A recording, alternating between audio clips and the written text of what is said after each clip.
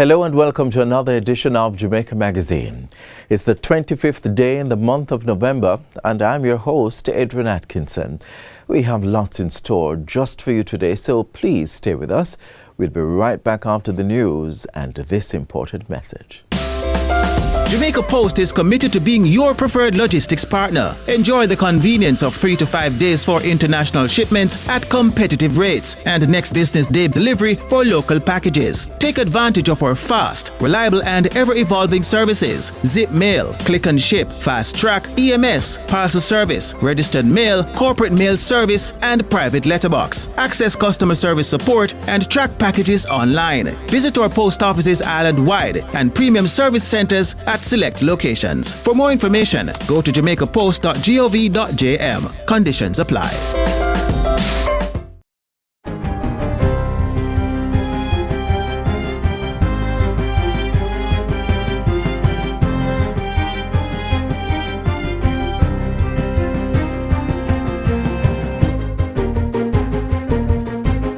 Good day, I'm Twyla Whelan and this is your JIS News for Tuesday, November 25, 2025.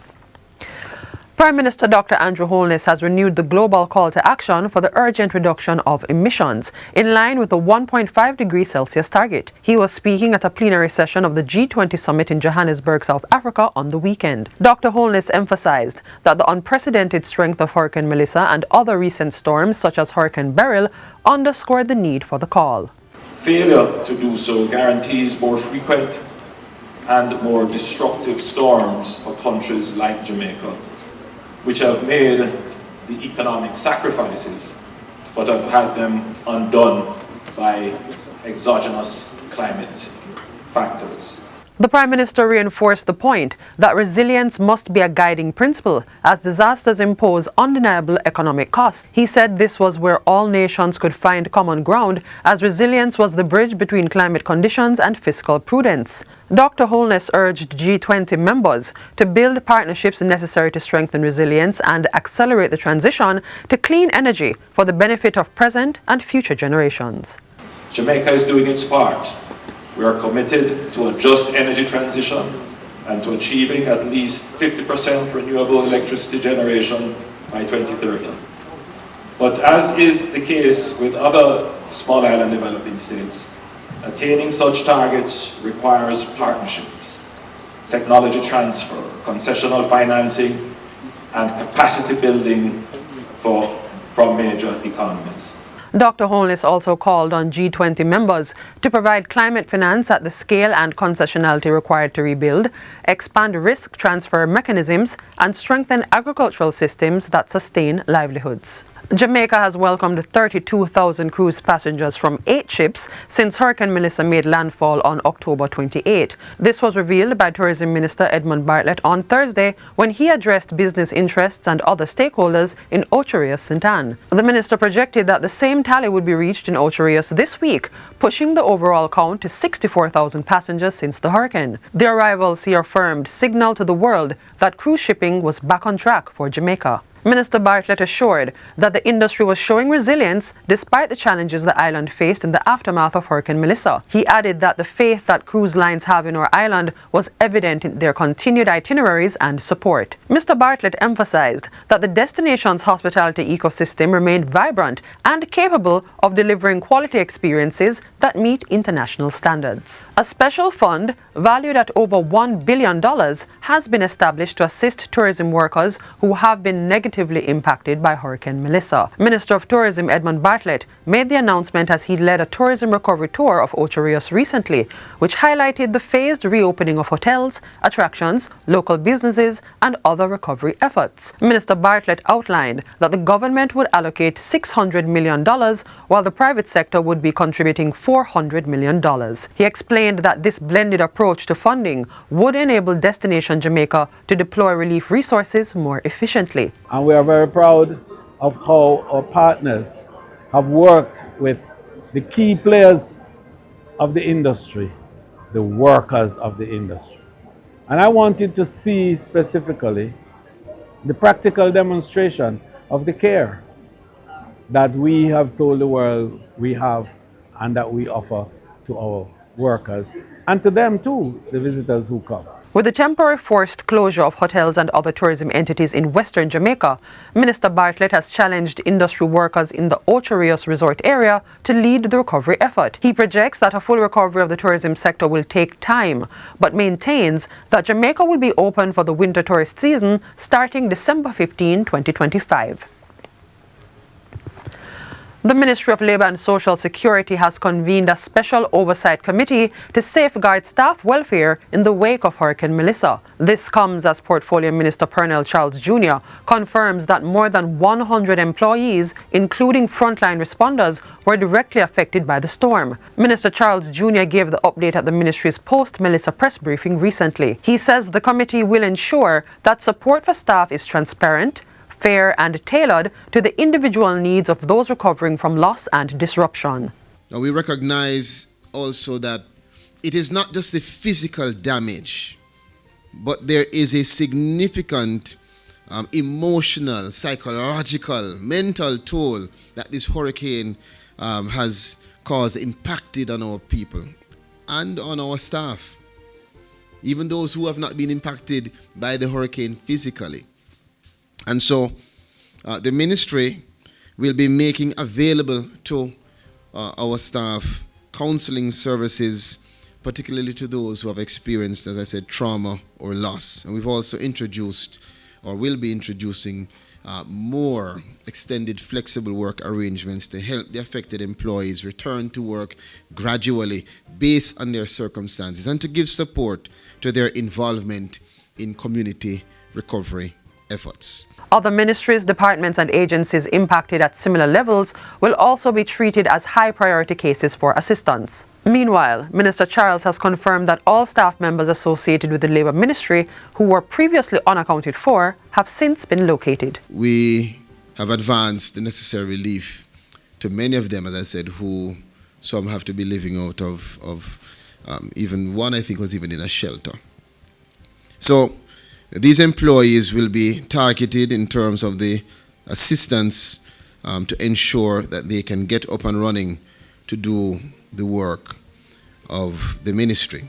And finally, 32 farmers in Litchfield, Trelawney are now beginning to rebuild their livelihoods after receiving insurance payouts through the Grace Kennedy GK Weather Protection Program. They are among 98 RADA registered farmers expected to benefit from the insurance. The payouts were delivered during a recent visit by the RADA Connect team and representatives from the GK Insurance Group. GK General Insurance Client and Partner Services Manager Orette Duncan reports that the program, which was implemented in partnership with RADA, has provided $2.8 million in coverage to 134 farmers whose crops were damaged by Hurricane Melissa. He says an additional $2.2 million has already been paid to 30 female farmers from the Jamaica Network of Rural Women Producers. At the handover ceremony, 60 farmers signed up for coverage, reflecting the growing awareness of the importance of agricultural insurance to protect livelihoods.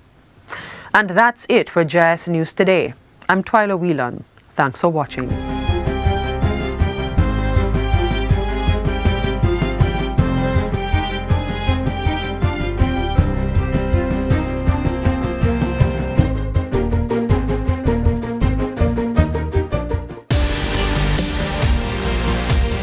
Yes, walk right over there and drop it in the bin. Reuse that wastewater from your kitchen for the garden. Get your hands dirty and plant a tree. Farmers, hold off on the pesticides, especially near our rivers. Do your part to protect our watersheds so we can preserve the source of our drinking water.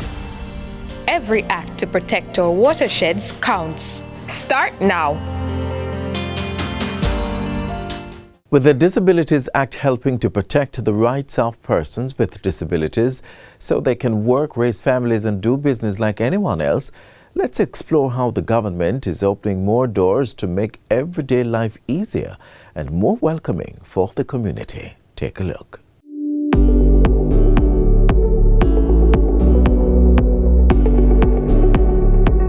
So you want to encourage employers, you want to encourage schools, churches, communities to actively embrace and support individuals with disabilities, including those on the autism spectrum. It's a call to action for every single Jamaican to create a more inclusive society where all people, regardless of their ability, are valued, respected, and allowed to thrive.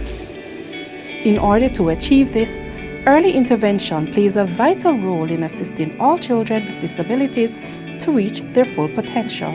We need to be the ones to foster a culture of empowerment. You cannot sit down and wait on anybody for it to happen. You've got to stand up and become an advocate, celebrating abilities, not limitations. One of the most effective tools in this movement is the Early Stimulation Program, ESP, run by the Ministry of Labour and Social Security. It supports children from birth to 6 years old who have various types of developmental challenges. The work being done through the ESP is certainly invaluable, as it helps to lay the foundation for a lifetime of learning, growth, and inclusion. For our teachers and students from our teachers' colleges and other institutions, you also play a pivotal role in shaping the future of our children with varying special needs. But the need is growing, and the parents are still on the waiting list for support. So the Ministry of Labour and the Social Security continues its work of expanding early intervention services to support children with special needs. Because as Jamaica becomes more economically stable, as we get the ability as government to take care of our own needs in Jamaica, we want, through this Ministry of Labour and Social Security, to be the teachers, the ones that create a society that is wise, that is bold, that is inclusive, and not just these buzzwords. We really need inclusivity, which means coming into the room and not sitting in the corner. Not just being a statistic, but being included and involved and engaged and empowered and energized and active. And we can do it. To support that mission, the ministry is upgrading the Stimulation Plus Center in Kingston and generally ensuring that the early stimulation program is able to provide therapy and developmental support to more children. Home visits are also conducted by trained child development officers, and mobile services are to be launched in rural parishes. You have to give these children, give these persons an opportunity to be able to fulfill their potential. And potential requires an environment for it to be fulfilled. Creating an inclusive Jamaica is not the job of one person or even just the government. It takes all of us. We need your continued support for us to promote inclusive education through training and resource development, for us to encourage businesses to adopt autism-friendly hiring practices, for us to raise awareness and to break the stigma surrounding autism and other developmental disabilities, and to support the families, support them, and to support the caregivers as well. By investing in early support and changing how we treat each other, we can make Jamaica a place where everyone has the opportunity to excel. Government is doing its part and wants all Jamaicans to lend their support and help create a spirit of inclusion. There is a space and a place for all of us, but we have to help to create that space.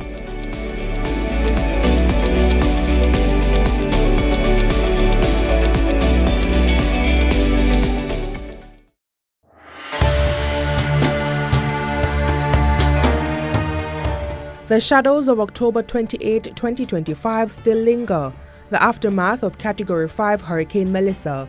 The powerful system made landfall in Jamaica, leaving a trail of devastation across the island. While every parish felt its force, the western end bore the brunt of the storm.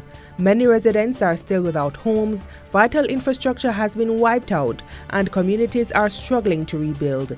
As a nation, we're all picking up the pieces together. Let us continue to stand united and support recovery efforts by donating through the country's official disaster relief and recovery portal at supportjamaica.gov.jm.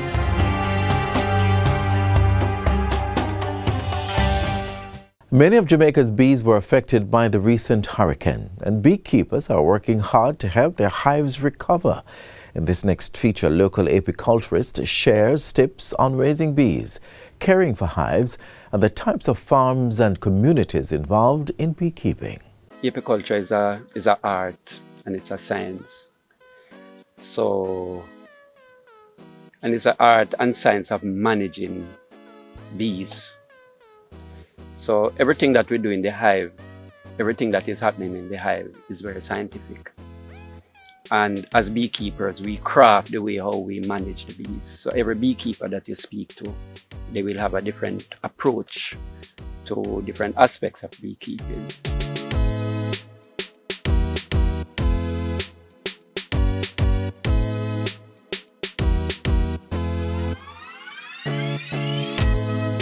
Given that the importation of honey into Jamaica is restricted, you can only imagine what big business beekeeping is for our farmers. They have expanded from just providing honey for citizens and have moved on to creating many different byproducts. But have you ever wondered how you can get involved and have your share of the sweetness? For you to be a beekeeper, you have to develop certain comfort in dealing with this thing, which is not a maybe when you're a beekeeper in Jamaica. It is a must. So every time you get a sting, it becomes irritating to you. But then because we love what we're doing, we don't pay much attention to the irritating part. We're more focused on what we're doing, and we know that at the end of the day we're going to get honey. And when we get honey, we can convert that to money. So for us in St. Thomas, from time to time we have projects, and quite a few of the persons in St. Thomas who are beekeepers, they start out benefiting from projects that would have beekeeping component. So training is critical, because then you have to know how to navigate your way through an environment that is challenging to allow you to harvest honey and to make a livelihood from beekeeping. I would advise anybody who would like to make their own box to purchase a box to start with, or you borrow a properly made box, because the bees are very scientific. They're very specific in terms of the design of the space that they occupy. And if you make a mistake and where you're supposed to have 3/8 of an inch or 1/4 inch, you put 1/2 inch, or you put less than 1/4 inch, then you're going to have problem as a beekeeper. So a beekeeper has to be knowledgeable about what is normal in the hive. So I tell people that when you come into the apiary, there's a normal sound. And if you listen, you hear a hum. When I hear that as a beekeeper, I know that they're finding food out there. They're finding nectar, they're finding pollen, and so on, when I hear this hum. When you go into the hive, there are many things in there that you have to observe. Right? You have to observe the condition of the comb, whether the combs are, I always said, old and crystallized, because once they get old and crystallized, you want to get rid of those combs. You want to look at the color of the brood. When we say the brood, we're talking about from the larval stage now to when they get to the pupal stage. You want to observe that, because there's a normal way that they should look, and there's an abnormal way when something is going wrong that they would look differently. You want to observe the queen and the condition of the queen as expressed in the amount of eggs that are laid, as expressed by the amount of seal brood that you see. Right? In the bee yard, you want to be observant of everything. I usually tell trainees that when you come into the bee yard or into the apiary, you have to look around at the trees and the shrubs around, because there might be a swarm that is lingering. That swarm might have taken place in your absence. Might even be the very morning before you come to the apiary. You have to observe and see if any of that is there, because if you let that swarm escape, then you're looking at some dollars and some of your profitability that is going down the drain. You want to be able to have a bee yard that is not necessarily sterile, but clean enough that if you have dead bees around, you can see them on the ground. If you have bees that have been affected by the varroa mite and they are suffering from viral attack, there's a virus that they call the wing curl virus. Those bees, when they reach the age and the stage to fly, they cannot fly because the wings are deformed. And so those bees, you will see them crawling on the ground, and they will crawl around on the ground until ants get them or until they die. That's just the bare bones of what you need to learn about beekeeping. Do more research to increase your knowledge. But as you do, ask yourself this: am I registered with the Rural Agricultural Development Authority, RADA? It is of great importance for a farmer to become registered or get registered with RADA, because indirectly they assist us in making national plans.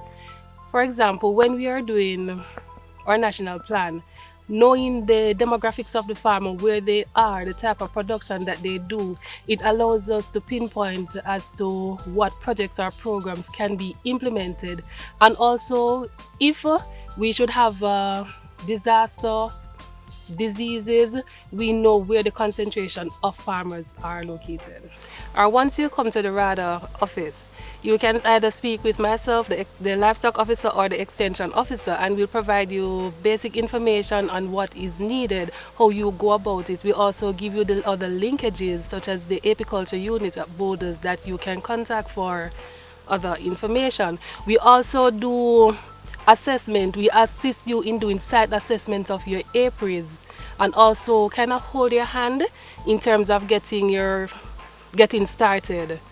And if we have projects or programs and we can have you on that project or program, we also put you there. The advice that I give to beekeepers is to do your production in a manner that has a business-like approach. From my observation, many beekeepers think that having the bees they're just there. They don't really take the time out to assess their apiaries. Mr. McNeish mentioned about sanitation. They don't really look at that. So I say just manage your apiary, monitor your hives, keep your proper records so that you can have a good production.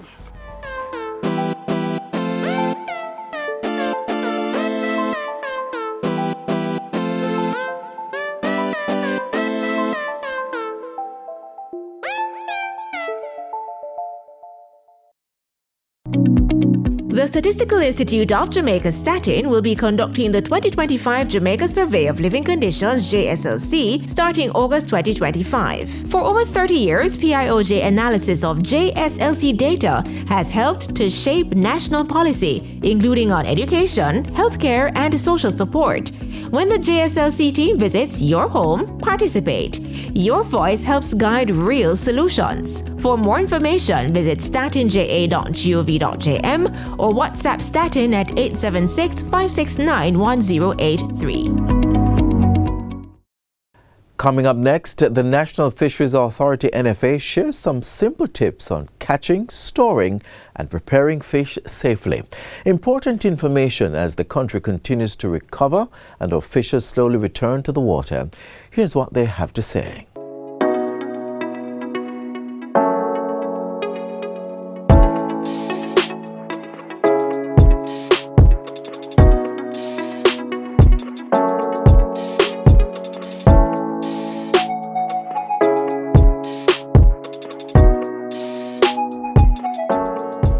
From the moment a line is cast to when a fillet hits your frying pan, there is an entire system working quietly in the background to ensure what you eat is fresh, safe, and of the highest quality. At the heart of that system is the National Fisheries Authority. For the NFA, the journey begins with the fisher, guiding and supporting them to ensure Jamaica's seafood remains among the best. The first and main thing is that we ensure that all persons fishing are licensed to be a fisher.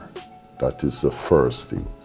We also have data collectors, extension officers and compliance officers who ensure that we know where the fish is caught, what was caught, the quantities. We also give good advice to our fishers how to the best practice. We also collaborate with other agencies, for example, the Public Health Department through the Ministry of Health and the Veterinary Services Division through the Ministry of Agriculture, Fisheries and Mining. The NFA also provides hands-on training in vessel handling, safe diving, long line and fad fishing techniques, and most importantly, post-harvest care. We give training on long line fisheries and fad fisheries for them to increase their catch. But we also teach them how to work with that catch after they have caught it. So our staff interacts. Education is the key. And we try our best to have outreach and educational activities all the time. But the process doesn't end at sea. Once the fish reaches shore, safety remains the priority. The product should be iced. Ice kept in a cooler if they're transporting it, if they don't have a mobile refrigerator. If they take it home and it's there, wash the fish thoroughly with potable water and keep it refrigerated or iced until time to consume, until you're ready to use the product. That's a standard that fishers like Kevin live by.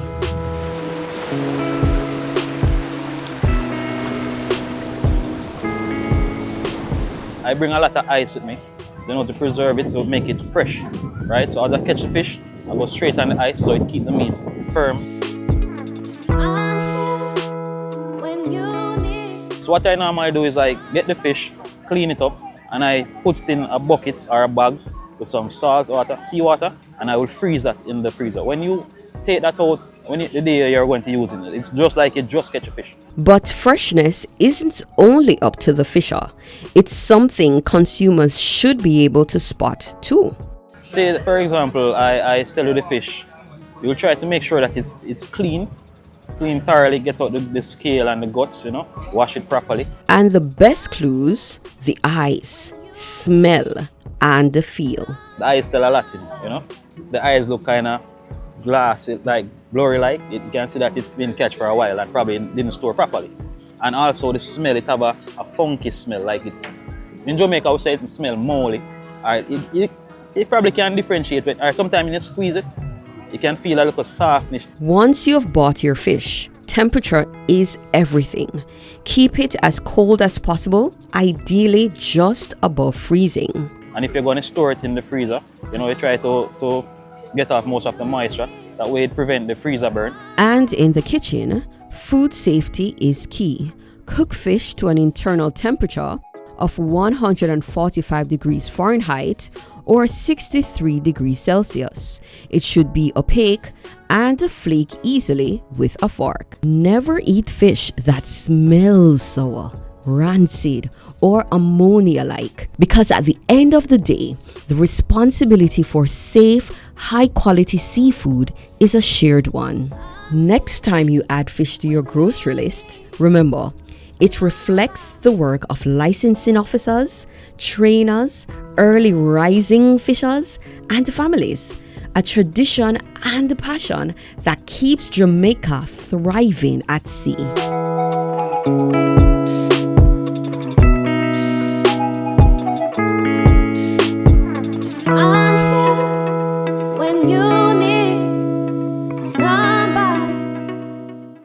And that's it for today's edition of Jamaica Magazine. Do join us again tomorrow for another informative program.